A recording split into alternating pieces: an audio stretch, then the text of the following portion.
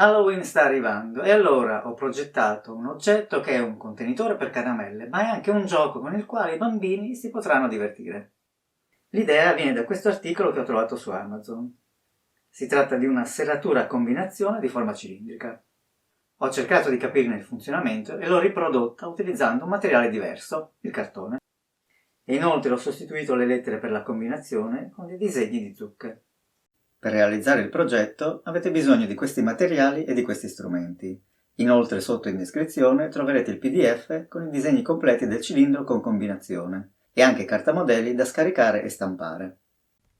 Per il tutorial utilizzo due cilindri identici dal diametro esterno di circa 4,6 cm. Questi provengono da rotoli di panno carta da cucina. È necessario che uno entri nell'altro. Nel progetto il cilindro esterno è indicato con la lettera B, mentre quello che deve entrare in B è indicato con la lettera A. A matita ho segnato una linea longitudinale per aprire quello che diventerà il cilindro A. Con un paio di forbici taglio su tutta la lunghezza. Chi vuole può usare il taglierino se si trova meglio.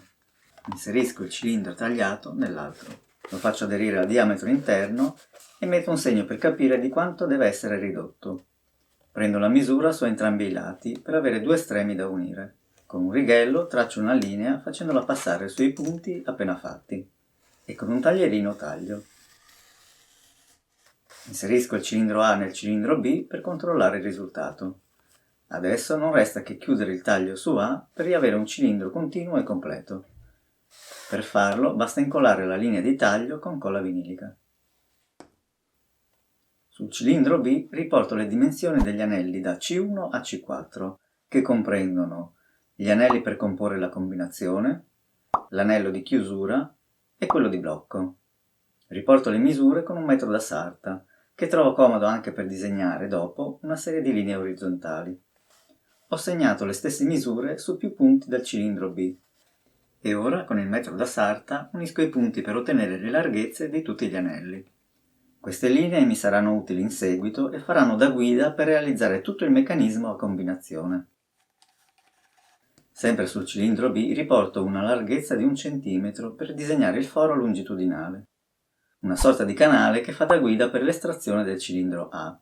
Come si vede dal disegno, il foro prende quasi tutta la larghezza del cilindro, escluso l'anello di chiusura C4. Fatte le linee a matita, devo tagliare.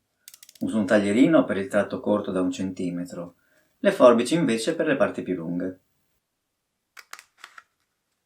Come già detto, il cilindro A entra nel cilindro B. Conviene numerare da subito sul cilindro B gli anelli C1 e C2 che rappresentano il meccanismo a combinazione. In tutto sono 5. A causa di piccoli errori ed imprecisioni che si commettono facilmente, è bene che ogni anello abbia la sua esclusiva collocazione su B. Da questa busta di Amazon fatta in cartoncino ho ritagliato una serie di strisce di varie dimensioni, con le quali realizzerò tutti i tipi di anelli C da posizionare sul cilindro B. Anello C1 da 3 cm, anello C2 da 1 cm e mezzo, anello C4 da 2 cm. Per gli anelli C1 e C2 servono ulteriori strisce per formare delle guide, ma le vedremo più avanti in dettaglio. Voglio riportare la forma del canale guida di B sul cilindro A. Allineo sul fondo i due cilindri, blocco tutto con dei morsetti a molla, metto degli elastici per far aderire il cilindro B su A. Quindi con una matita ripasso semplicemente il contorno del foro. Il disegno di questo rettangolo servirà per collocare su A gli elementi di blocco E. Per disegnare posizione e dimensione degli elementi di blocco E su A non uso il righello, ma sfrutto le strisce di cartone da 4 mm e 1 cm che ho tagliato e le linee che segnano le dimensioni degli anelli C1 e C2 sul cilindro B. Quindi uso le strisce da 1 cm per segnare i blocchi E1 degli anelli C1 da 3 cm e le strisce da 4 mm per segnare i blocchi E2 degli anelli C2 da 1 cm e mezzo. Alla fine devono risultare 5 blocchi in tutto, tanti quanti sono gli anelli per il meccanismo a combinazione. Gli elementi di blocco E non sono altro che dei piccoli rettangoli fatti con due strati di cartone. Nel disegno ho riportato due dimensioni che variano l'una dall'altra di 1 mm. Se siete sicuri della vostra capacità di essere precisi, scegliete la più grande, altrimenti scegliete quella più piccola, come ho fatto io, per essere certi che tutto vada bene. anche se potrà esserci un po' di gioco in più tra le parti. Adesso comincio a realizzare tutti gli anelli C che si innestano sul cilindro B. Parto con l'anello di chiusura C4. Si costruisce con 2 strati di cartoncino largo 2 cm e serve appunto per chiudere il fondo di B. Inizio con il primo strato, un rettangolo di 15 x 2 cm. 15 è una larghezza su misura per i cilindri che sto usando io. Se i vostri hanno un diametro diverso, dovrete modificare questa misura. Siccome deve avvolgersi attorno al cilindro B, conviene iniziare a curvarlo con un elemento dal profilo tondo. Anche una penna può andare bene, in modo da fargli prendere la forma desiderata più facilmente. Per ottenere l'anello incollo le 2 estremità con colla acetovinilica. Unisco e tengo assieme le parti con dei morsetti a molla. Aspetto che la colla asciughi e provo il pezzo sul cilindro B. Preparo un secondo rettangolo più lungo di 16 cm, ma sempre largo 2 cm. Anche questo, come il precedente, conviene curvarlo. Con il primo anello inserito sul cilindro B, inizio ad incollare il secondo pezzo. Non lo incollo tutto in una volta, inizio fissando prima solo le estremità. Metto i soliti morsetti a molla per tenere tutto fermo. Adesso devo tagliare il pezzo alla lunghezza giusta per formare un anello preciso. Uso i morsetti per fissare via via il cartoncino e, giunti alla fine, segno il punto in cui tagliare per eliminare l'eccesso. Dopo aver adeguato la lunghezza, finisco di incollare il pezzo con colla vinilica, procedendo un po' alla volta fino ad arrivare alla fine. Fate attenzione alla colla, se sborda rischia di incollare l'anello C4 al cilindro e questo non deve succedere. Toglietela se necessario. Ho completato l'incollaggio dei 2 strati. Se serve, uso un foglio di carta vetrata a grana fine per eliminare le imperfezioni. Nel frattempo ho già preparato una forma circolare di cartoncino per chiudere il fondo, da incollare con colla vinilica. È il momento di scegliere i colori. Per gli anelli C1 e C2 che costituiscono il meccanismo a combinazione sui quali finiscono i disegni delle zucche, è quasi d'obbligo scegliere l'arancione. Tra i fogli colorati A4 a tinte forti della Fabriano c'è un arancione. Userò questo. Vorrei abbinarlo ad un colore complementare per esaltare il contrasto. Lo cerco tra le carte colorate che ho a disposizione. Alla fine decido per il verde di una carta regalo. Il verde richiama anche un po', se vogliamo, il picciolo della zucca. Quello che avete visto è il mio campionario delle carte. Recentemente ho comprato qualche rotola di carta regalo in più e quindi ho arricchito il campionario con nuove schede. Se volete anche voi farvi il vostro campionario, potete guardare il tutorial. Sotto in descrizione vi metto il link al video. Adesso che è stato chiuso su un lato, l'anello C4 ha più l'aspetto di un tappo. Per completarlo non resta che rivestirlo con la carta scelta. Per il perimetro uso un pezzo lungo 16 cm e largo 2,7 cm. Con della colla vinilica incollo prima un'estremità e poi l'altra. Con il taglierino inizio a sfrangiare la carta per poterla poi piegare sulla superficie del cerchio. Tutte le frange verranno incollate con colla vinilica. Completo il pezzo C4 incollando il cerchio di carta colorata. Metto la colla solo lungo il perimetro e non su tutta la superficie. Per realizzare gli anelli C1 servono le strisce di cartone larghe 1 e 3 cm. Le strisce da 1 cm incollate ai lati creano al centro una guida per farci passare gli elementi di blocco E1. Sul cilindro B ci sono 2 anelli di tipo C1 e 3 di tipo C2. Riporto le misure e i riferimenti di progetto sul cartoncino. Ho anche segnato la fascia da 1 cm sulla striscia da 3 cm, che si dovrà allineare al canale longitudinale presente sul cilindro B. Consiglio di limare con una lima per unghie le estremità delle 2 strisce da 1 cm. Questo accorgimento evita che la rotazione dell'anello C1 sul cilindro B si blocchi, per la presenza di piccoli spessori che vengono in contatto tra loro.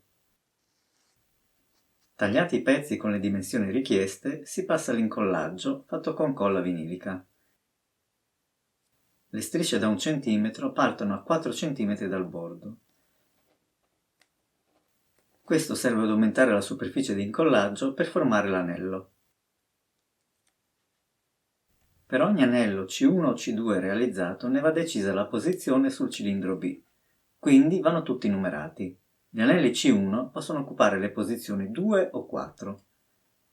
Verifico se il pezzo appena assemblato si allinea bene per la posizione 2 rispetto all'elemento di blocco E1 sul cilindro A. Se tutto è a posto, ci scrivo sopra il numero 2, altrimenti devo fare modifiche e aggiustamenti. Siccome qua sono stati incollati 2 strati di cartone, il pezzo risulta particolarmente rigido.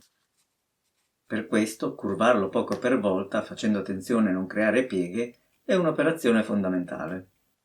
La chiusura ad anello si ottiene incollando le 2 linguette sporgenti con colla vinilica. I morsetti a molla tengono tutto fermo mentre la colla fa presa. Ed ecco il risultato. All'interno dell'anello si vede che le guide si interrompono per circa 1 centimetro. Verifico che entri sul cilindro B e sia in grado di ruotare senza impedimenti.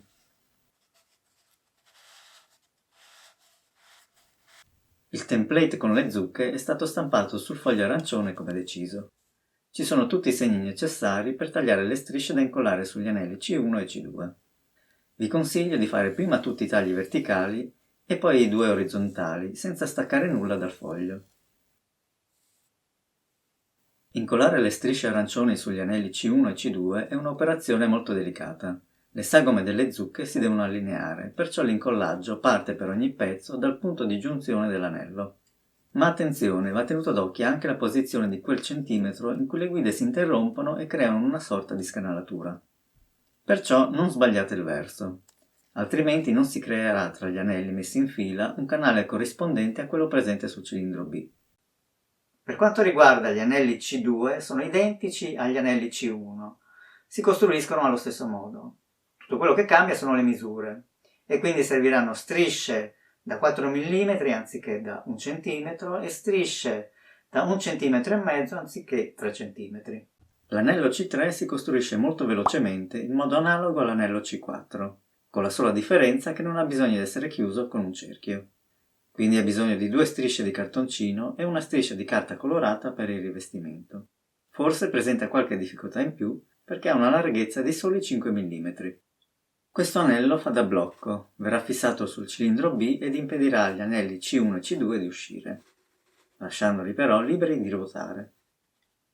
Bisogna fare anche su questo anello la scanalatura da 1 cm per consentire l'estrazione del cilindro A.